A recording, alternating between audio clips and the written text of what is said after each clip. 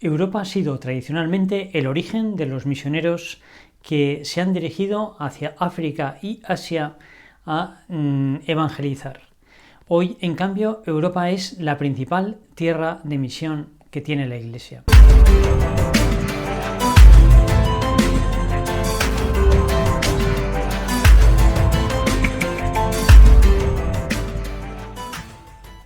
El próximo domingo celebramos el Domum, que es el Día de las Misiones.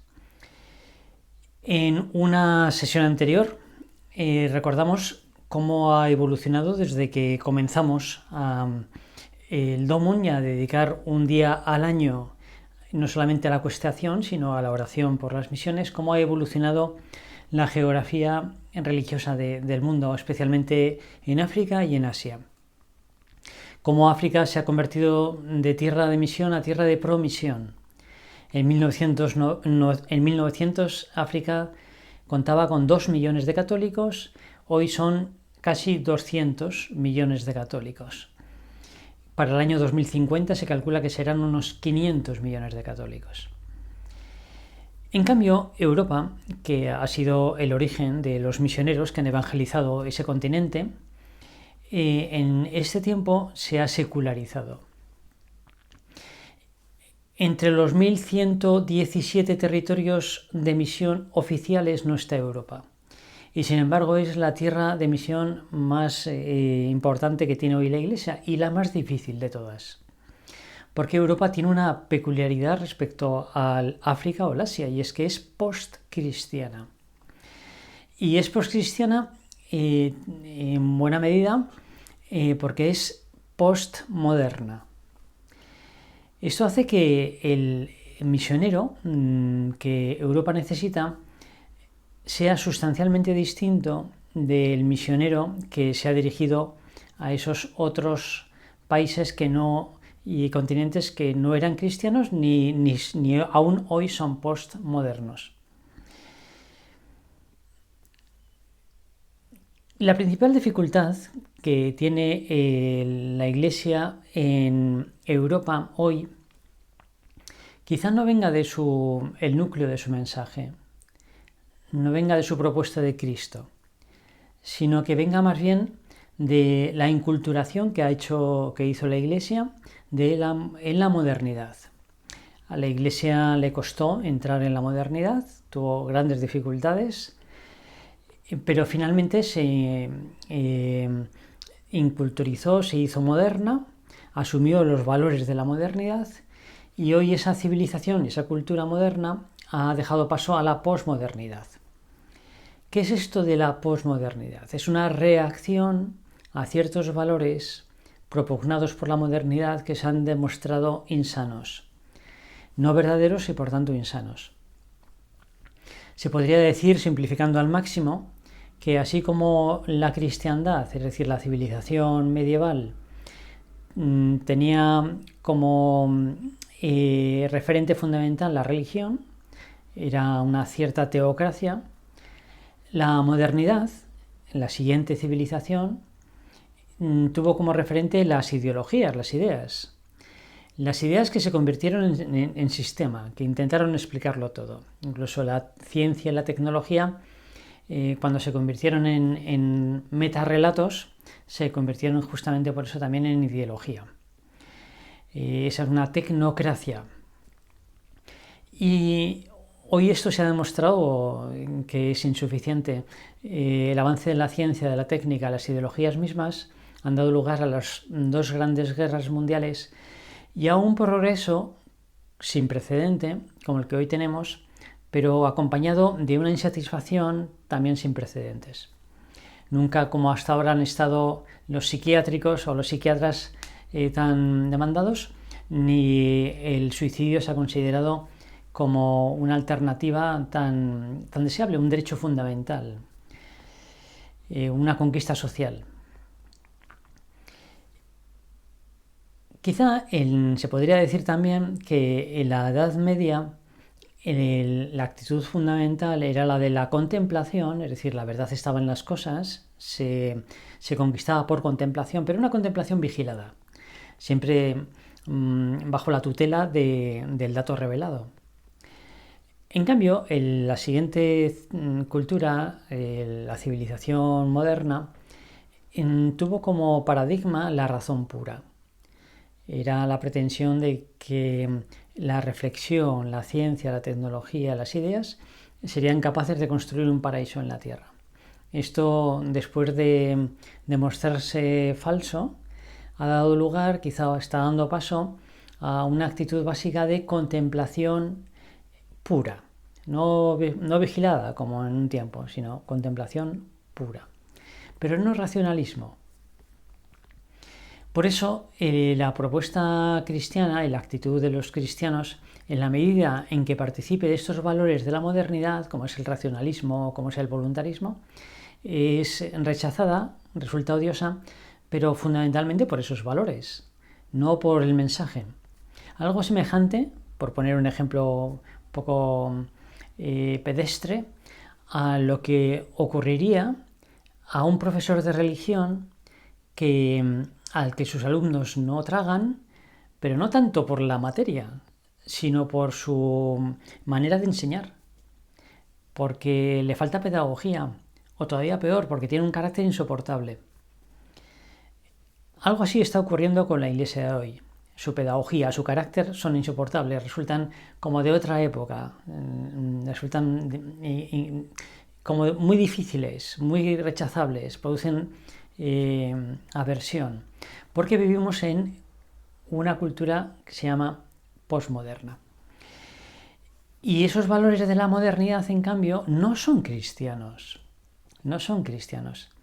La fe no es racionalista, no es voluntarista, no es individualista, que son valores típicos de la modernidad y que seguimos encarnando todavía por la inercia del tiempo. La Iglesia llegó tarde a la modernidad y está llegando tarde a la posmodernidad. Y aunque resulte pues, un poco sorprendente y paradójico, el misionero que hoy necesita Europa es un misionero posmoderno. Es decir, que asuma la crisis de la modernidad, que asuma lo valioso que tiene la posmodernidad y desde allí proponga a Cristo. ¿Esto qué significa? Entiendo que este discurso que me dispongo a hacer ni es sencillo ni es pacífico, es decir, que es opinable y probablemente caliente la cabeza y sin embargo no tenga consecuencias prácticas. Pero honradamente creo que tiene un fundamento de verdad y que quizá más adelante pues, lo vayamos asimilando y haciendo vida. La posmodernidad tiene algunos padres fundamentales, fundacionales, que son los que han aportado las ideas de la deconstrucción típica de la posmodernidad. Y entre ellos está Derrida, que por decirlo de la manera más escueta posible, propone que todo es contexto, que no hay un conocimiento objetivo de la realidad. Que cuando yo conozco algo, un objeto, una costumbre, cualquier tradición, cualquier realidad que conozco, ese conocimiento mío no es puro, no es un conocimiento ingenuo, sino que es un conocimiento mediado por unas experiencias personales y por una cultura y una tradición. De forma que, tomando un ejemplo que él mismo emplea, si alguien utiliza como peine un tenedor, en realidad no hay nada que objetar si eso pertenece a su tradición y a su contexto, porque ese objeto es susceptible de ser interpretado de distintas maneras según los lugares, las tradiciones. Todo está mediado por ese universo, por ese entorno, por esas costumbres, por esa cultura, por esas experiencias, todo. Que no exista un conocimiento objetivo, es decir, inocente, directo, puro, no significa que no exista la verdad. simplemente que no existe la verdad objetiva, existe la verdad mediada por la cultura, mediada por el entorno, mediada por las experiencias. Y esto es así, esto es verdad. Y por eso Derrida nos puede enseñar, ya una primera enseñanza que nos transmite la posmodernidad, es que si miramos el mundo y vemos tal diversidad, tal pluralidad de comportamientos, de pensamientos, eso no lo hemos de considerar como algo incomprensible y extraño, sino que corresponde a una pluralidad de experiencias y una pluralidad de tradiciones, de culturas, de contextos. Es decir, que el pluralismo es natural y que una apologética racionalista que pretenda tener una verdad demostrable de manera incontestable no funciona, porque esos argumentos y esa apologética cuadran en un contexto, pero fuera de ese contexto no se entienden. Por eso la batalla cultural de la que tanto se habla hoy tiene sus límites, porque hay que darla. Hay que defender, por supuesto, la vida, o hay que defender el matrimonio, o hay que defender la libertad, por supuesto que sí. Pero hay que saber que aunque nos armemos de argumentos, de razones, si no atendemos al contexto de esas razones, no serán compartidos. No se nos entenderá, no convenceremos a nadie. Por eso el Derrida ya nos ofrece un regalito a los cristianos y a los misioneros de Europa. Y es que la sociedad pluralista es algo inevitable hoy que hemos llegado a la globalización.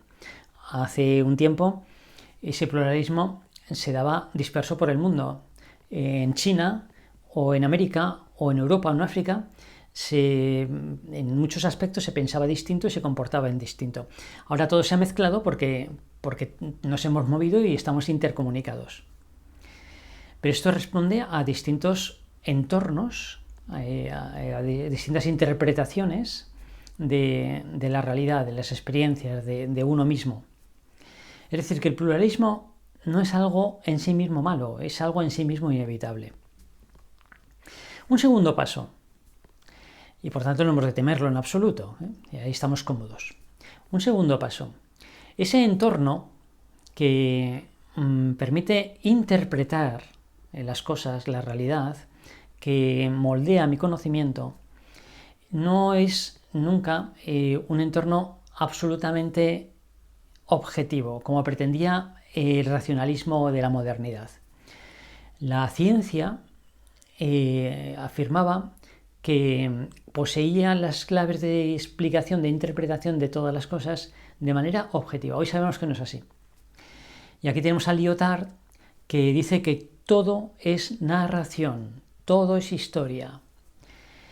Es decir, que la pretensión racionalista de la ciencia o de la ideología moderna, de decir, por ejemplo, la historia avanza por un proceso dialéctico que lleva necesariamente en esta dirección.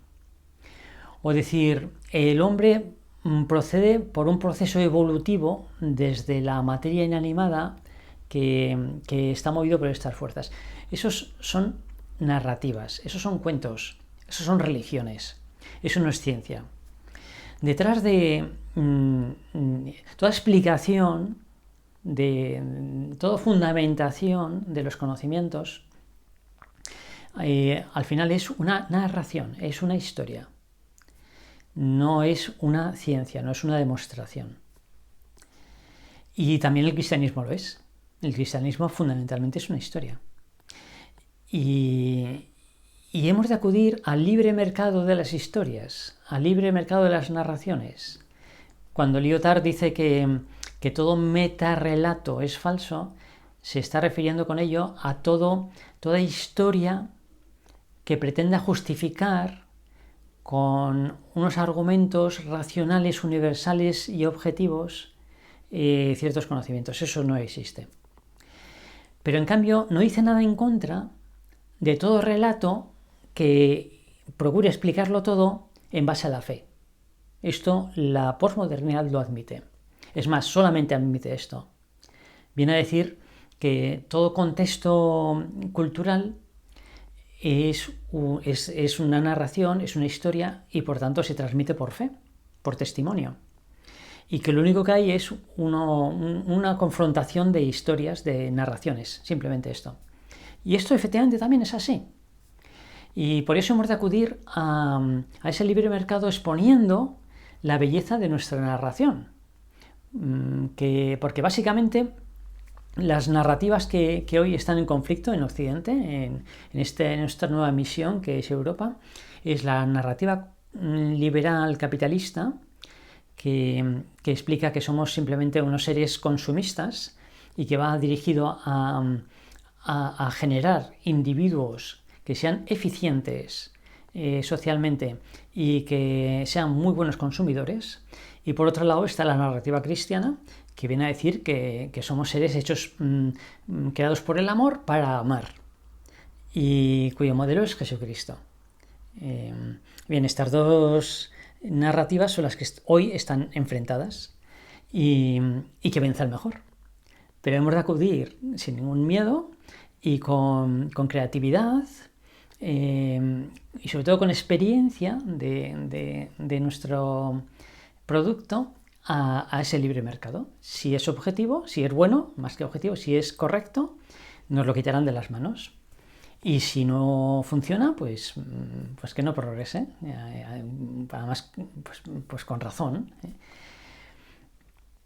Contaba Marco Rupnik que cuando daba clase en la Gregoriana tuvo un alumno no especialmente aventajado, pero que era hijo de unos diplomáticos y sabía muchos idiomas y quería hacer la tesis doctoral, así que le propuso el siguiente tema: coge los documentos de las conferencias episcopales de los últimos 20 años de Europa y hace un estudio de los temas que han tratado, en fin.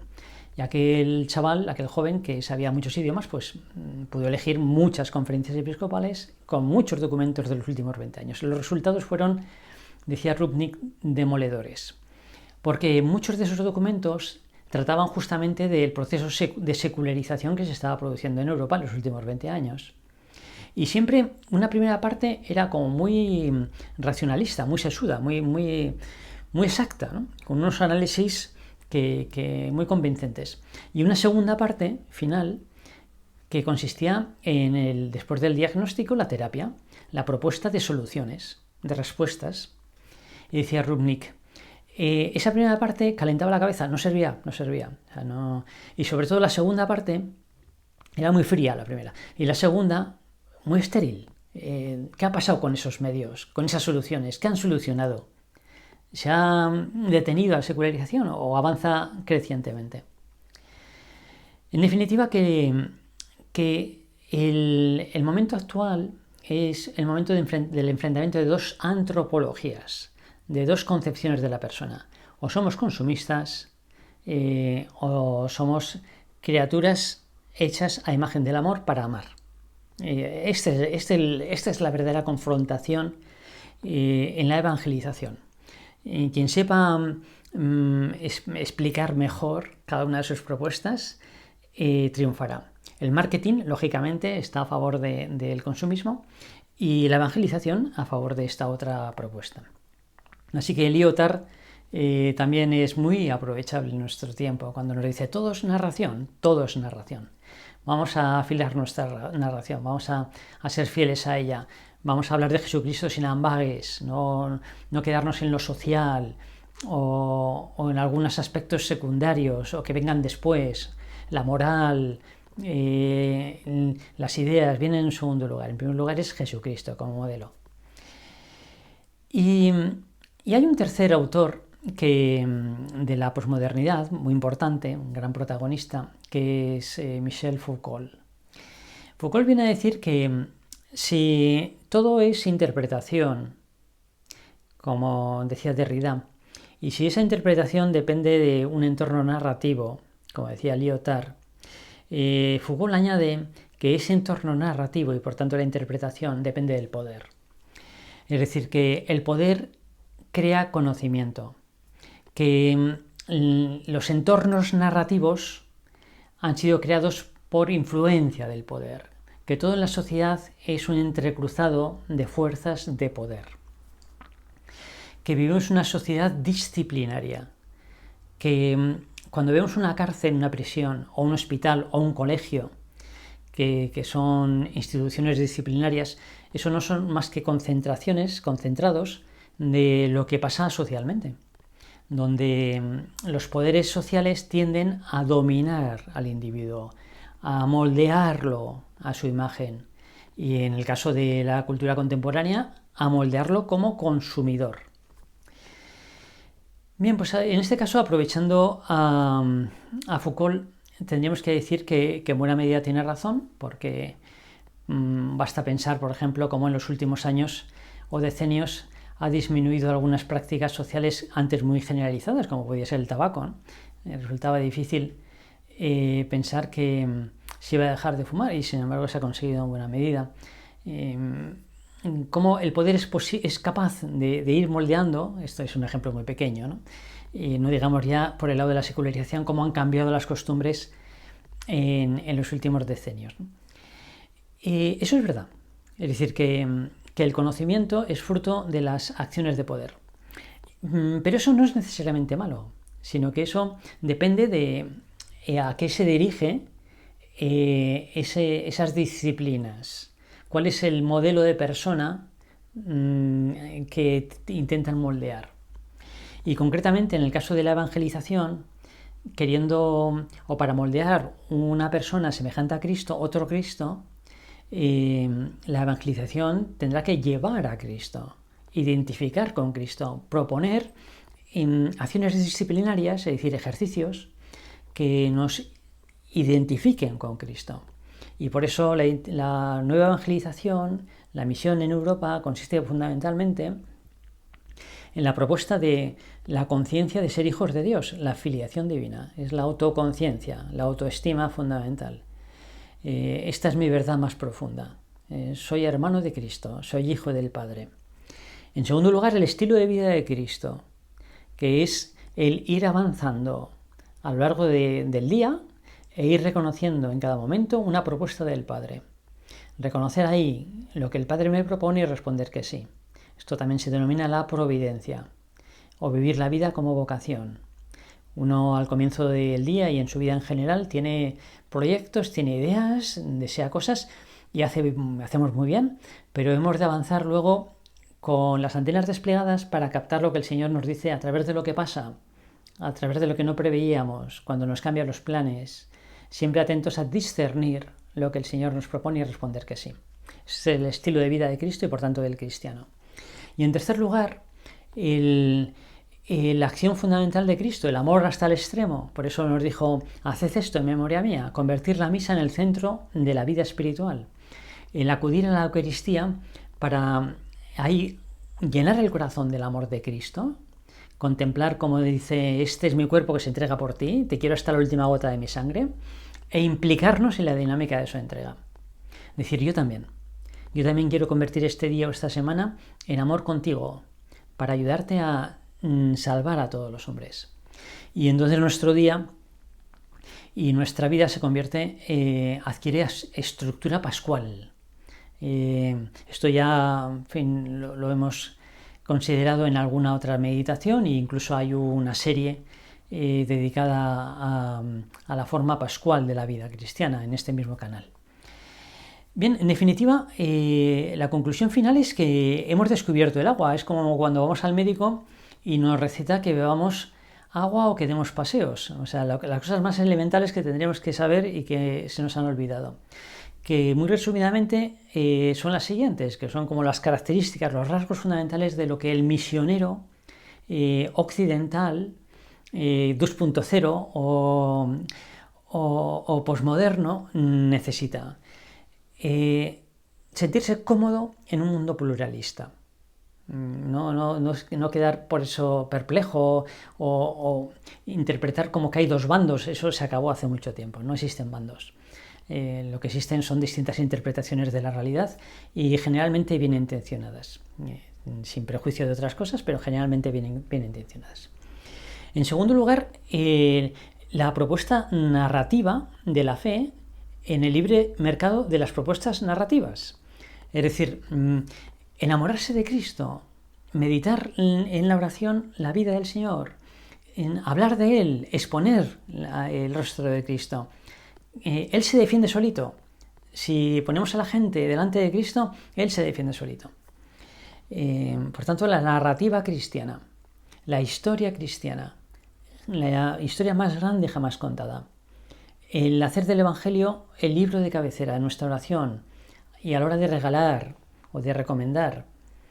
Y en tercer lugar, los ejercicios, vamos a decir disciplinarios, formativos, que nos llevan a la identificación con ese Cristo, que son básicamente la conciencia de la filiación divina, el vivir la vida como vocación, el estilo de vida cristiano que va percibiendo la voluntad del Padre en cada instante, y hacer de la misa el centro de la vida interior. Bueno, estos son los misioneros que necesita Europa. En este domingo próximo del Domon vamos a pedir por esas tierras de misión, para que ahí las misiones continúen progresando y esas comunidades cristianas y católicas vayan madurando, pero vamos a pedir también porque vayan floreciendo los misioneros posmodernos que Europa necesita. Y vamos a encomendárselo especialmente a la Virgen, que sabe por experiencia lo que es vivir en tierra pagana. Cuando Jesús era muy pequeñito, recién nacido, tuvo que huir a Egipto y vivir ahí un tiempo, donde no había, evidentemente, no solamente no había cristianos, sino que tampoco había judíos, quizá hubiese algún barrio judío. Y posteriormente a Pentecostés, cuando Juan le recibió en su casa, nos dice la tradición que pasaron una temporada más o menos larga en Éfeso, que también era una comunidad que había sido evangelizada por San Pablo, pero donde los cristianos eran minoría. Vamos a pedirle, por tanto, a María que con su manto pues proteja Europa, que es una madre que ha dado tantos santos y tantos misioneros al mundo, para que surjan los nuevos misioneros que Europa necesita, los misioneros posmodernos que abran la puerta a lo que ya San Juan Pablo II anunció, una nueva primavera cristiana.